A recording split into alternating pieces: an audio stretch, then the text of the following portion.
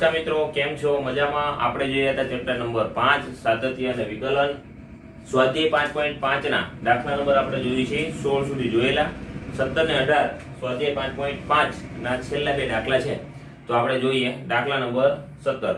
મિત્રો આ દાખલા નંબર 17 માં શું કહેજો? x² - 5x + 8 એક પદ છે ગુણાકારમાં x³ + 7x + 9 નું વિકલન ત્રણ રીતે મેળવવું. પહેલી રીત ગુણાકારની રીત એટલે વિકલનની ગુણાકારની રીત, વિસ્તરણની રીતે અને પછી વિકલન કરવાનું. ત્રીજું લઘુગુણકીય વિકલનથી શું ત્રણેયના જવાબ સમાન છે આવું કહેવા માંગે છે. તો હા મિત્રો, તમે અહીંયા દાખલો ગણીએ, આપણે ગણવાનો નથી પણ માની લો જો દાખલો ગણીએ તો ત્રણ રીત સમાન થાય. એક્ઝામ્પલ તરીકે પહેલી રીત જે છે ગુણાકારની રીત આપણે uv, તમને યાદ હોય મિત્રો d/dx, uv ગુણાકાર હોય u એટલે આ પદને આપણે u લઈ લઈએ ને આ પદને આપણે v લઈએ તો આપણું ગુણાકારમાં શું હતું? u m ના m, બીજા પદનું વિકલન, બીજું પદ એમ ના એમ, પહેલા પદનું વિકલન. મિત્રો તમે હવે વિકલન બહુ સારી રીતે જાણો છો, બરાબર? તો આને u લઈ એને એમને રહેવા દો, બીજા પદનું વિકલન કરો, વચ્ચે સરવાળો, બીજું પદ એમને રહેવા દો, પહેલા પદનું વિકલન કરો અને સાદુરૂપ આપો, જે જવાબ આવે એ થઈ ગુણાકારની રીત. બીજી રીત વિસ્તરણની રીત. વિસ્તરણ એટલે u અને v નો ગુણાકાર કરવાનો મિત્રો. x² - 5x + 8 x³ + 7x + 9. પહેલા વિસ્તરણ કરવાનું. વિસ્તરણ એટલે છૂટું પાડીએ, બરાબર? x² આની સાથે ગુણાય, x² 7x સાથે ગુણાય, x² 9 સાથે ગુણાય, -5x આની સાથે ગુણાય, -5x આની સાથે ગુણાય, આની સાથે ગુણાય, 8 આની સાથે ગુણાય, આની સાથે ગુણાય, આની સાથે, એટલે 3 તેરી 9 પદ આવે. 9 પદ આવ્યા પછી એનો શું કરવાનું? વિકલન. આને કહેવાય વિસ્તરણ પછી વિકલનની રીત, બરાબર? ત્રીજું છે લઘુગુણકીય રીત. લઘુગુણકીય રીત તમને ખ્યાલ છે મિત્રો કે બે પદનો જો આપણે આને log y કહીએ = log અહીંયા u અને v હોય તો આપણને ખબર છે log u + log v. આ રીતે પણ આપણે કરી શકાય. આ ગુણાકાર છે તો u અને v નું આપણે વિભાજન કરીએ અને log ના પછી આપણે વિકલન કરીએ તો 1/y 1/u 1/v તમને બરાબર રીતે ખ્યાલ છે મિત્રો. તો એ રીતે પણ આપણે એને મેળવી શકાય. તો રીત નંબર 1, રીત નંબર 2 અને રીત નંબર 3 ના સમાન જવાબ આવશે. કેવા જવાબ આવશે? સમાન આવશે. ઓકે, આ તમારે હોમવર્કમાં તમારે જાતે કરવાનું છે. બહુ સરળ છે, ખાલી આપણે ચેક કરવાનું છે જવાબ સમાન આવે છે કે નહીં. ઓકે, દાખલા નંબર 18 જોઈએ મિત્રો. u/w x ના વિધેય હોય તો બે રીતે. પ્રથમ પુનરાવર્તન વિકલનના ગુણાકારના નિયમ અને બીજા લઘુગુણકીય વિકલનના ગુણાકાર બતાવો. પુનરાવર્તન એટલે બે વાર. તો આપણે સાબિત કરવાનું છે du/dx u/w આ ત્રણ વિધેય છે.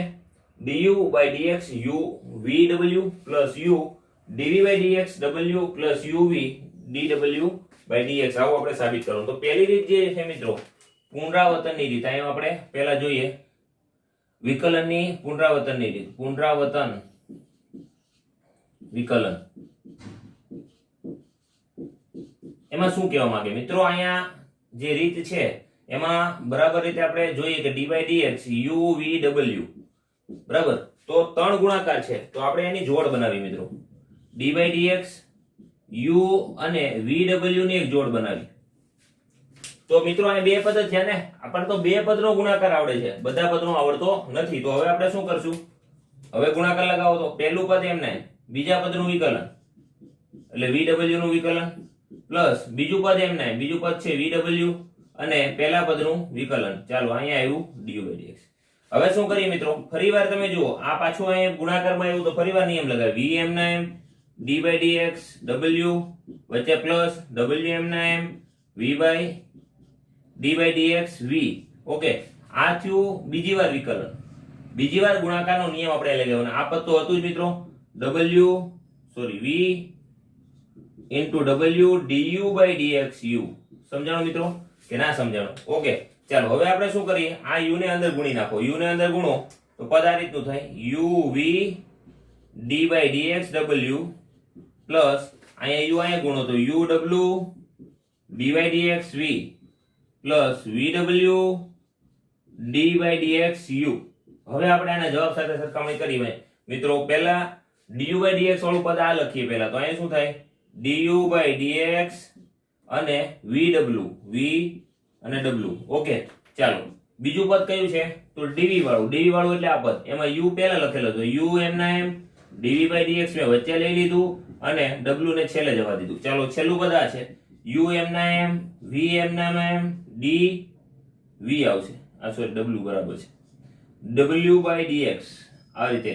તો મિત્રો અહીંયા આપણા ડાબા બરાબર જવાબ આપણને મળી ગયું. તો આ હતું ડાબા અને આ હતું જવાબ.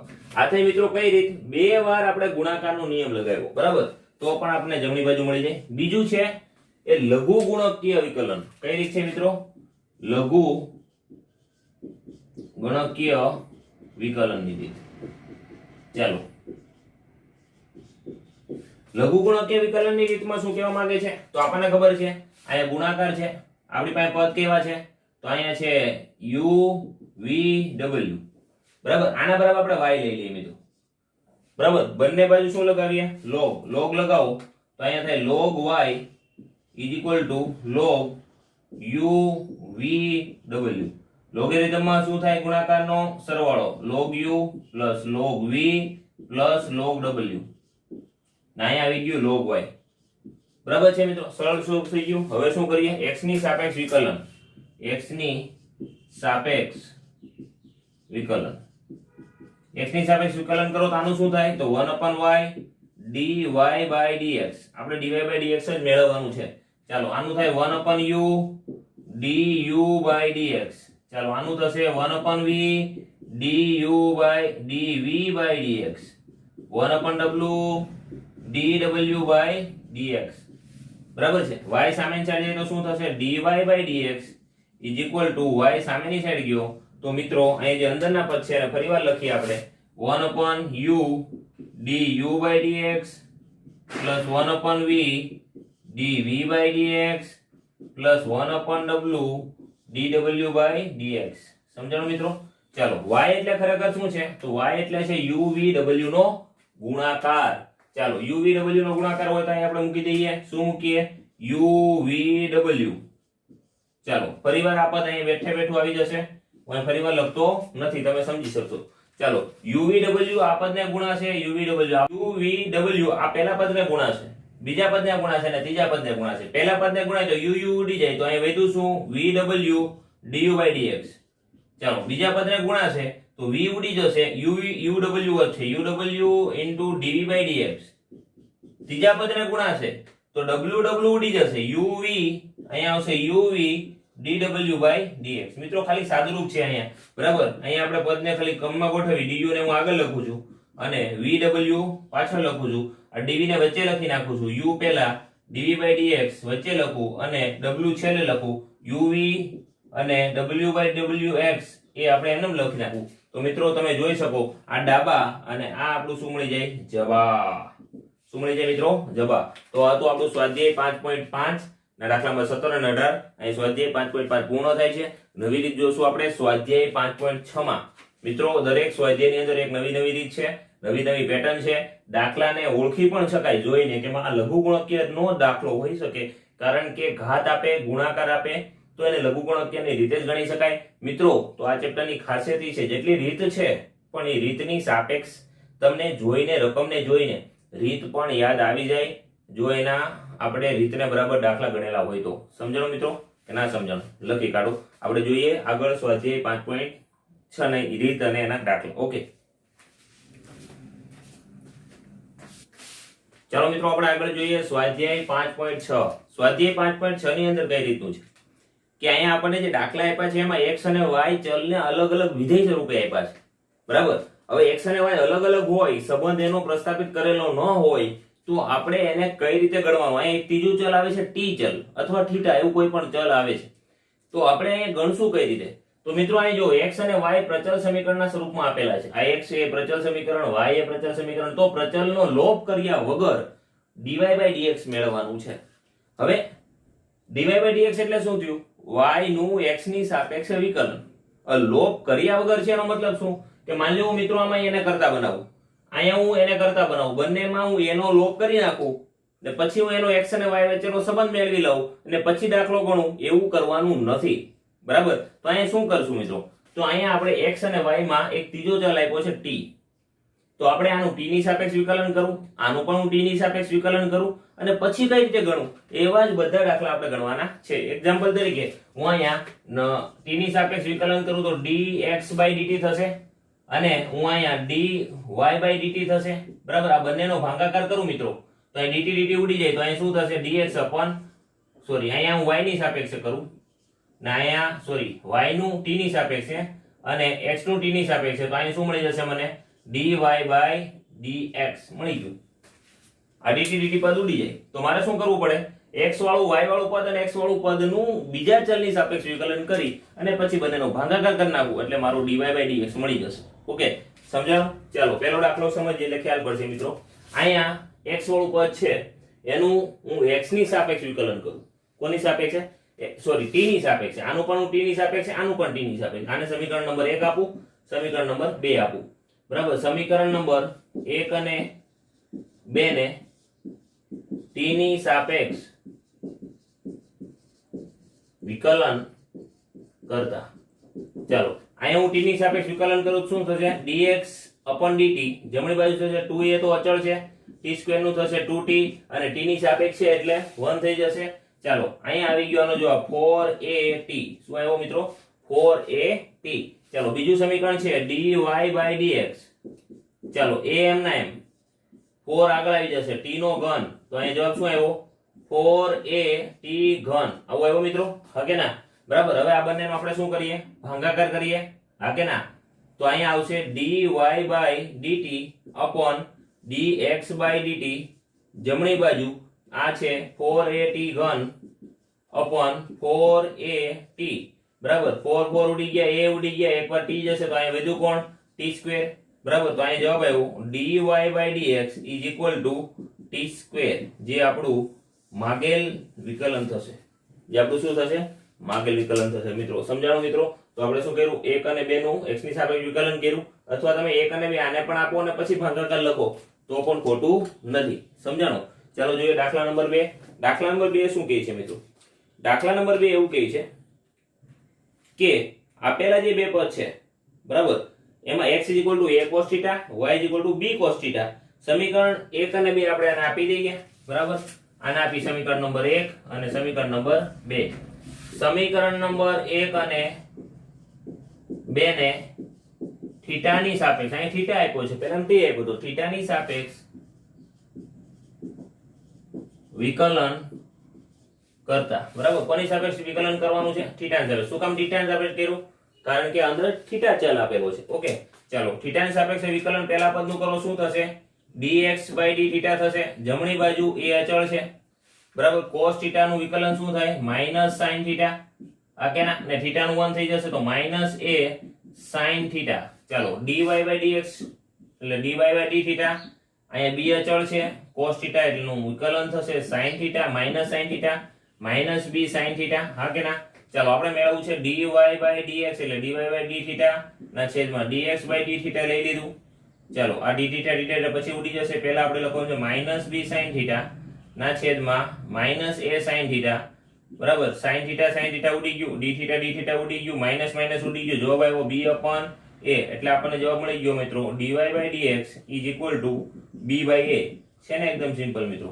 તો આ રીત જે છે એ આપણે પ્રચલ સમીકરણના સ્વરૂપમાં જ્યારે આપેલું હોય અલગ અલગ x અને y આપેલું હોય ત્યારે ત્રીજો ચલ આપ્યો હોય એની સાપેક્ષે આપણે કરવાનું થાય. ચાલો હવે મિત્રો તમને ફટાફટ આવડશે હા કે ના.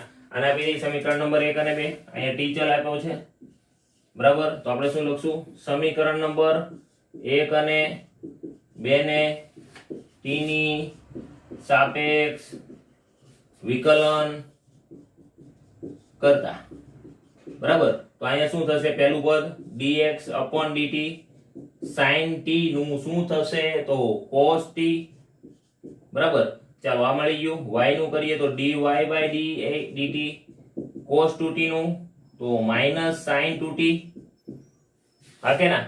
અને 2t નું ફરીવાર થશે અહીંયા આનું તો થયું આ cos 2t નું બરાબર. તો 2t નું ફરીવાર થશે તો અહીં શું આવશે 2 તો અહીં આવી ગયું -2 sin 2t. ઓકે ચાલો હવે અહીં મેળવી dy by dt upon dx by dt dy by dt છે અહીંયા -2 sin 2t upon cos t હા કે ના બરાબર. હજી સાદુરૂપ આપવું હોય તો આપી શકાય મિત્રો.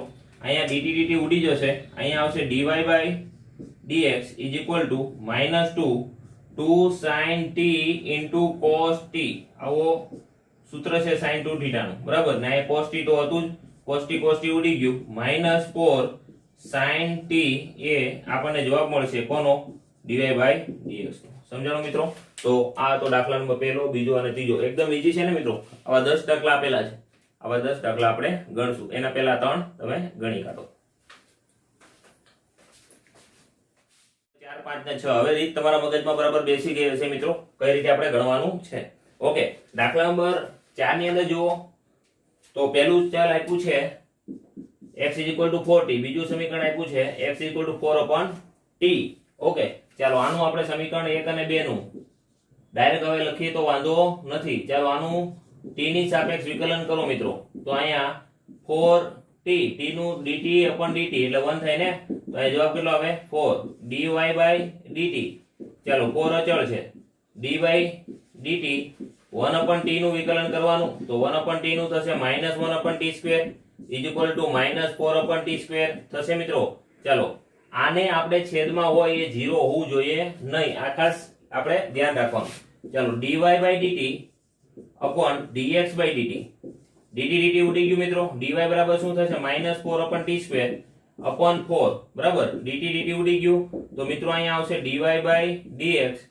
= 4 પણ ઉડી જશે 4 અને 4 ઉડી ગયા તો -1/t² એ આપેલા પદનો જવાબ થશે બરાબર અહીંયા કોણ વધે 1 તો -1/t² એ આપેલા દાખલાનો જવાબ છે સમજાણો મિત્રો કે ના સમજાણો ચાલો નેક્સ્ટ દાખલો આને આપી સમીકરણ નંબર 1 અને આને આપી સમીકરણ નંબર 2 ચાલો પહેલાનું આપણે વિકલન કરીએ તો કોની સાપેક્ષ કરશું થીટાની સાપેક્ષ તો dx/d cos θ નું થશે -sin θ -sin 2θ અને 2θ નું શું થશે તો 2 થશે હવે તમને આવડતું હશે મિત્રો -sin 2θ minus plus sin 2θ into અહીંયા આવશે 2 ઓકે આને આમનો રહેવા દઈએ બીજું પદ છે dy/dθ ચાલો sin નું થશે cos θ માઈનસ sin નું થશે cos 2θ અને 2θ નું થશે 2 તો અહીંયા આવે cos θ - 2 cos θ ઓકે ચાલો બંને મળી ગયું ભાગાકાર કરી નાખીએ આ 0 થવું જોઈએ નહીં આ ખાસ આપણે ધ્યાન રાખશું ચાલો dy/dθ dx/dθ તો અહીંયા dy એટલે શું આવશે cos θ - 2 cos 2θ sin θ plus 2 sin 2θ બરાબર તો મિત્રો અહીંયા વધારે કઈ સાદુરૂપ આપવાની જરૂર નથી આપણે ડાયરેક્ટ જ આ પદ લખી નાખીએ અહીંયા dθ ઉડી જશે તો અહીંયા આવશે dy/dx = cos θ - 2 cos 2θ sin θ plus 2 sin 2θ બરાબર છે મિત્રો આજ આપણો શું રહેશે ફાઇનલ જવાબ રહેશે સમજાણું મિત્રો કે ના સમજાણું તો છે ને એકદમ ઈઝી કે નથી ચાલો નેક્સ્ટ દાખલા નંબર 6 આને આપી દઈએ સમીકરણ નંબર 1 આને આપી દઈએ સમીકરણ નંબર 2 ચાલો કોની સાપેક્ષ કરવાનું થશે તો થીટાની સાપેક્ષ કરવાનું થાય કારણ કે થીટા અહીંયા ચલ આપેલું છે ચાલો dx/dθ પહેલા સમીકરણનું આપણે થીટાની સાપેક્ષ વિકલન કરી એ અચળ થીટા નું થશે 1 માઈનસ sin નું થશે cos θ પતી ગયું ચાલો y નું કરી dy/dθ એ અચળ 1 નું થશે 0 cos θ નું માઈનસ sin θ સમજાણું કે ના સમજાણું ચાલો હવે આપણે ડાયરેક્ટ ભાગાકાર કરી નાખીએ dy/dθ આ 0 થવું જોઈએ નહીં છેદ 0 ના થાય એવો નિયમ આપણને ખ્યાલ છે નકર અવ્યાખ્યાયિત થઈ જાય ચાલો dy/dθ dx/dθ dy/dθ એ θ માઈનસ sin θ હા કે ના બરાબર dy 1 નું 0 થશે આ 0 છે મિત્રો 0 છે બરાબર આ શું છે 0 θ નથી ચાલો છેદમાં dx છે તો એ 1 માઈનસ cos 2θ બરાબર મિત્રો અહીં a ઉડી જશે dθ ઉડી જશે વધશે શું dy/dx અહીંયા વિધું માઈનસ sin θ ના છેદમાં 1 માઈનસ cos θ બરાબર આ રીતે રહેવા દો તો વાંધો નહીં પણ આનું સાદુરૂપ થાય છે તો આપણે સાદુરૂપ આપીએ મિત્રો મેં તમને કીધેલું સૂત્ર ગુણિત ઉપગણિતના sin 2θ નું સૂત્ર શું હતું 2 sin θ * cos θ આવું હતું બરાબર પણ માની લો અહીં θ મારો અડધો હોય તો sin θ બરાબર શું થશે તો અહીં છે 2 sin θ/2 * cos θ/2 હા કે ના? sin θ is equal to 2 sin θ by 2 into cos θ by 2. અને બીજું એક સૂત્ર cos 2 θ ના ત્રણ સૂત્ર હતા મિત્રો. cos 2 θ ના કેટલા સૂત્ર હતા? ત્રણ. પહેલું કે cos square θ minus sin square θ square ના સ્વરૂપમાં. બીજું હતું 1 minus 2 sin square θ. ને ત્રીજું હતું 2 cos square θ minus 1 2 cos square θ minus 1. હા કે ના? પણ જો મિત્રો હું આની સાપેક્ષે આને સરખાવું, આ બંનેનો સંબંધ લાવું તો શું થશે? તો આવું થશે cos 2 θ is equal to 1 minus 2 sin square θ. માની લો અહીંયા θ અડધો કરી નાખું, અડધો કરી નાખું એટલે θ કરી નાખું, તો અહીંયા પણ θ અડધો થઈ જશે sin square θ by 2. સમજાય છે મિત્રો? હું એક સ્વરૂપમાંથી બીજા સ્વરૂપમાં ફેરવું છું, બરાબર? આને હું આ બાજુ લાવું તો મિત્રો કેવું થશે? પ્લસ. તો અહીંયા શું આવશે? 2 sin square θ by 2 is equal to 1 minus cos θ. Hello, શું કર્યું? cos θ ને સામેની સાઈડ જવા દીધું અને 2 sin square θ ને આ બાજુ આવવા દીધું, તો પદ શું બન્યું? 1 minus cos θ is equal to 2 sin square θ by 2. આ સૂત્ર છે મિત્રો. બે સૂત્ર યાદ રાખજો. એક હું અહીં લખી દઉં 1 minus cos θ equal to 2 sin square θ by 2 અને બીજું છે 1 plus cos θ is equal to 2 cos square θ by 2. આ બંને સૂત્ર ખૂબ એટલે ખૂબ અગત્યના છે. મેં બંને સૂત્ર આપણે આના ઉપરથી જ મળી જાય. આ મેં એકના ઉપરથી આ મેળવ્યું છે sin square θ વાળું. આનો ઉપયોગ કરો તો cos square θ વાળું મળી જાય. તો 1 minus cos θ is equal to સૂત્ર શું બન્યું? 2 sin square θ by 2, જે આપણે અહીં ઉપયોગ કરીએ. ચાલો અહીંયા આવશે dy by dx. sin નું શું હતું? તો sin નું થશે આ 2 cos square θ by 2 sin square θ by 2 sin θ by 2 into cos θ by 2. ચાલો 1 minus cos θ is equal to 2 sin square θ by 2. બરાબર? તો મિત્રો અહીં તમે જો એક તો 2 ઉડી જશે, હા કે ના? એકવાર sin ઉડી જશે, એકવાર sin ઉડશે તો એકવાર વધશે, તો અહીંયા આવશે dy by dx is equal to minus cos θ by 2 upon sin θ by 2. બરાબર? is equal to minus cos θ by 2. સમજાણું મિત્રો? તો આ રીતે પણ આપણે એને ગણી શકાય. આ ગુણિત ગણિતના સૂત્ર છે, કન્વર્ટ કરતા આવડવા જોઈએ. એટલે આવું સૂત્ર તમારે નોટબુકમાં લખી નાખવાનું, કઈ રીતે કન્વર્ટ કર્યું છે. ઘણીવાર વિદ્યાર્થી ભૂલી જાય, તો નોટની અંદર બાજુમાં આવું રિમાર્ક કરી નાખો ને, અથવા હાસ્યો ખાલી હોય તો ત્યાં પણ તમે રિમાર્ક કરી શકો. જ્યારે પણ રિફર કરો ત્યારે યાદ રાખી લેવાનું કે અહીંયા સૂત્રનો ઉપયોગ કરેલો છે. ખાસ ક્યારે? જ્યારે આવું ઉડતું હોય. આમાં પણ કઈ ઉડતું લાગતું જ નથી, બરાબર? પણ વાસ્તવિક તમે આને θ by 2 માં કન્વર્ટ કરો તો આવું સ્વરૂપ આવી શકે છે. આવું MCQ ની અંદર પણ કન્વર્ઝેશન પૂછે, આપણે અહીંયા અટકી જતા હોય, વાસ્તવિક આવું આવતું હોય છે, બરાબર? એટલે આ ગોખે ના થાય, સૂત્ર બરાબર યાદ રાખવા પડે. ઓકે, લખી કાઢો.